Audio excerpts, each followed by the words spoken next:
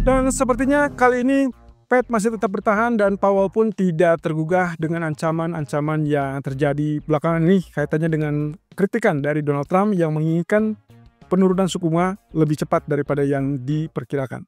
Oke, kemudian yang kedua adalah yang mungkin nanti akan kita singgung adalah kaitannya dengan BOE atau Bank of England, di mana ini akan menjadi satu hal yang menarik juga karena diperkirakan mereka akan melakukan pemangkasan berikutnya 25 basis point dan itu akan menjadikan mungkin akan semakin kepanasan untuk Donald Trump dan akhirnya kembali menyerang ataupun mengkritik Powell.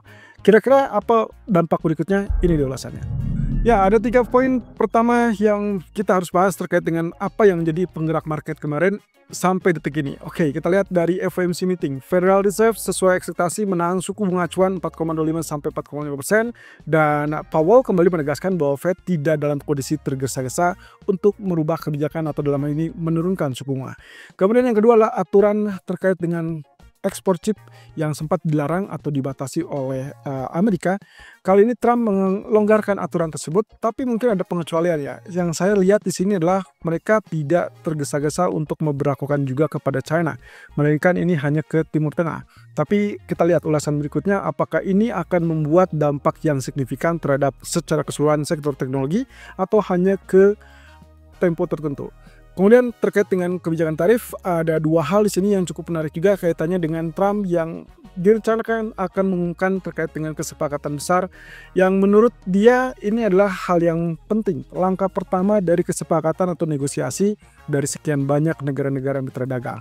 Dan yang kedua adalah kaitannya dengan Trump yang ditanya oleh reporter terkait dengan rencana pertemuan Amerika dengan China, kira-kira apakah dia akan menurunkan atau bahkan menarik kembali semua tarif yang diberlakukan terhadap China atau tidak. Nah, ini yang cukup menarik karena satu hal, kalau kita bicara tentang kemungkinan ini akan berdampak apa tidak di hari Sabtu nanti, ya saya rasa ini adalah cerminan dari apa yang akan tergambarkan di hari Sabtu nanti. Mungkin saja akan terjadi kesepakatan atau bahkan tidak sama sekali terjadi kesepakatan. Oke, yang pertama, kalau kita bicara tentang suku bunga kemarin sudah sesuai dengan apa yang kita bahas juga dan semua itu sudah diantisipasi oleh market dan terlihat dari beberapa jam sebelumnya bahkan di pagi hari kita sudah sempat lihat penurunan emas dari level 3430 sampai ke 3360 saat itu. Kemudian dia mengalami kenaikan tapi kemudian tetap bertahan di 3400-an. Nah, saat pengumuman suku bunga, kita tidak melihat reaksi yang berlebihan, walaupun kita lihat ada penurunan pun itu tidak lebih rendah dari 3360. Jadi kurang lebih saya catat itu tertahan di 3363 sebelum akhirnya pidato Powell. Dan lagi-lagi, Powell berbicara semuanya sepertinya sudah sesuai ataupun bahkan tidak melihat adanya perubahan yang signifikan, tidak ada agresivitas di situ. Walaupun kalau disimpulkan dari pernyataan dari Powell itu bisa disimpulkan sebagai kalimat yang hawkish. Tapi bagi saya sebetulnya itu tidak terlalu hawkish karena tidak mencerminkan ada kondisi di mana mereka tidak akan mencabut ataupun bahkan menghapus opsi penurunan suku bunga.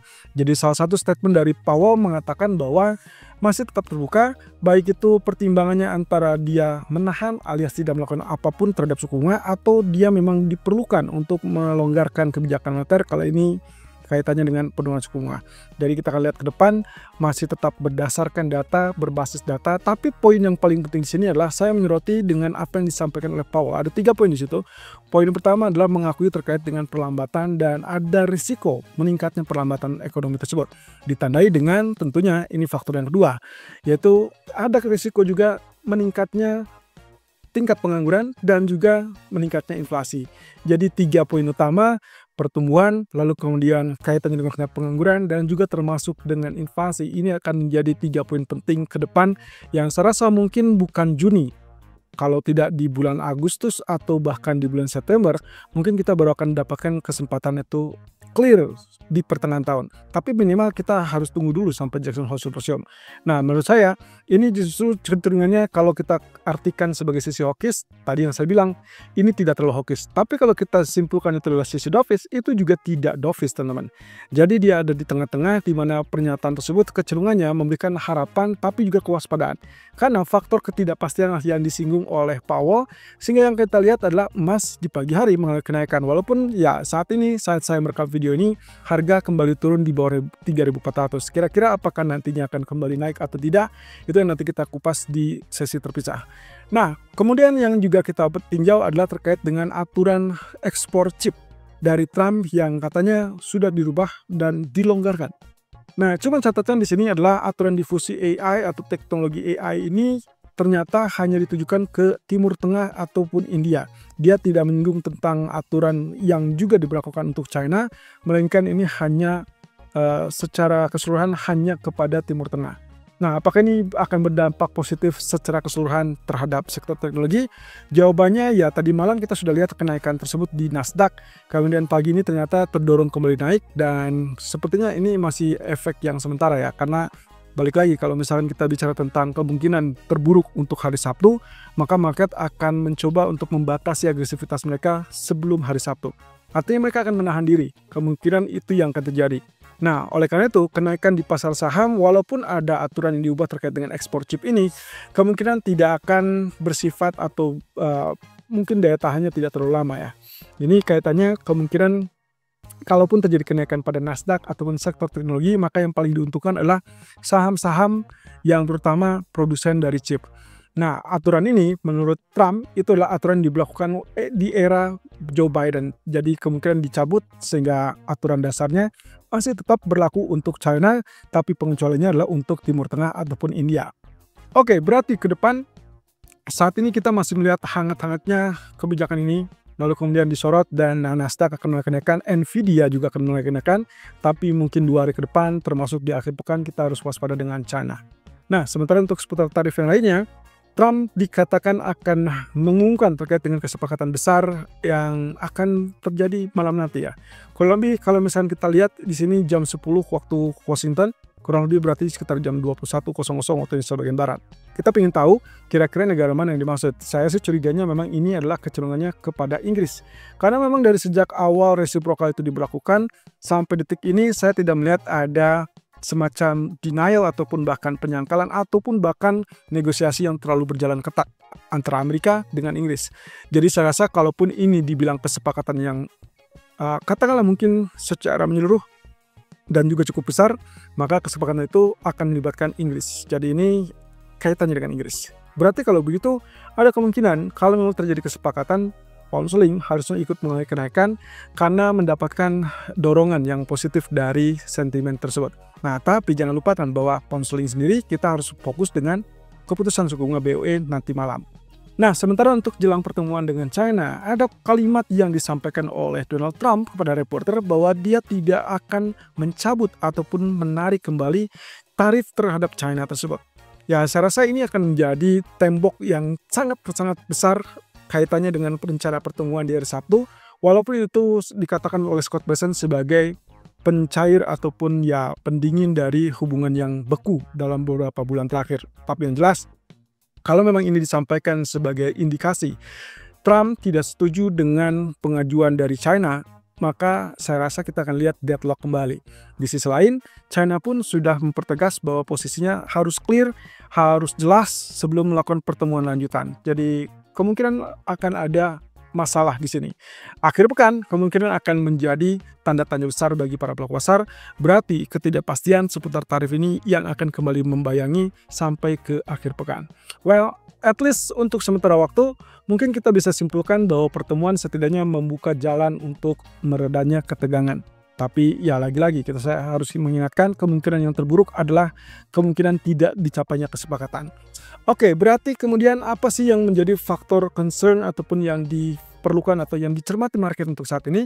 Ada 2 hal, yaitu kaitannya dengan geopolitik, lalu kemudian dengan Bank of England, satu bank sentral lagi di jam 18.00 akan umumkan suku bunganya. Oke, terkait dengan geopolitik, kemarin kita sudah dengarkan ada konflik India dan Pakistan di perbatasan India-Pakistan.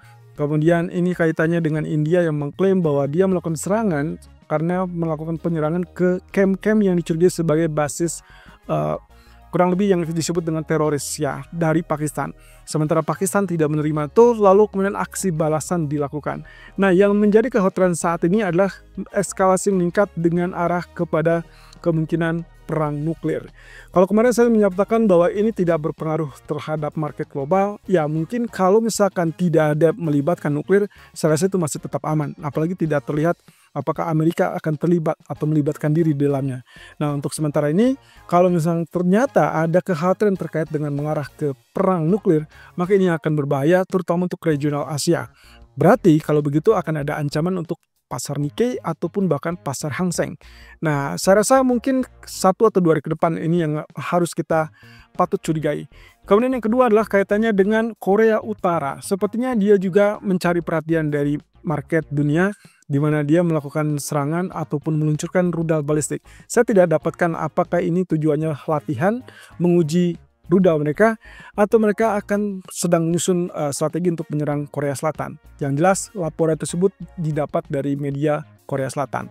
Kemudian terkait dengan BOE, di jam 18.00 kemungkinan hampir dipastikan 98% akan cut rate 25 basis point. Nah, tapi poin utamanya yang akan kita lihat kemungkinan adalah voting anggota MPC, di mana ekspektasinya adalah 9 orang, ya itu artinya keseluruhan mendukung untuk pemangkasan atau penurunan. Nah, ini berarti akan menekan pound sterling seperti yang terjadi saat ini.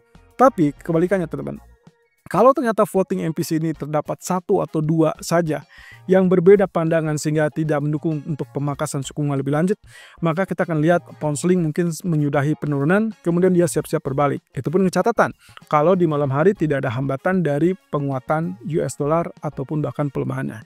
Yang jelas kalau memang ingin melihat pound sterling kembali naik, maka kita harus juga mendapatkan voting MPC tadi ditambah dengan pelemahan dari US dollar. Kira-kira akan dapat apa tidak? Ya tergantung dari data ekonomi nanti malam. Nah, sebentar untuk data nanti malam, saya cuma melihat ada initial jobless claim dari Amerika dan juga suku bunga diawali dengan suku bunga tentunya ya di jam 18.00.